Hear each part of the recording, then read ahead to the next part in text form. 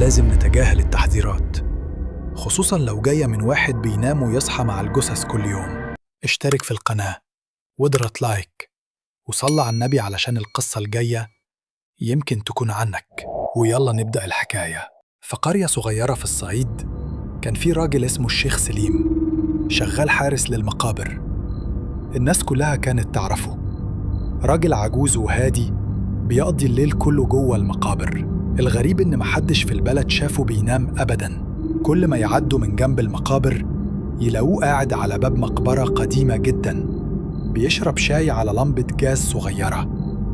الناس كانت بتتجنب تقرب من المكان بالليل لأنه دايماً بيقول جملة واحدة لأي حد يعدي: اللي يدخل بعد نص الليل مش لازم يطلع. القرية بدأت تتكلم إن في أصوات بتطلع من جوه المقابر وقت الفجر، همس وضحك خفيف وأحياناً أنين. وفي مرة ولد صغير من القرية اسمه زين حب يتحدى أصحابه ودخل المقابر بالليل. زين مرجعش. لما سأله الشيخ سليم قال بكل برود: هو اللي طلب وأنا بس فتحت له الباب. ومن يومها محدش عرف زين اختفى ازاي.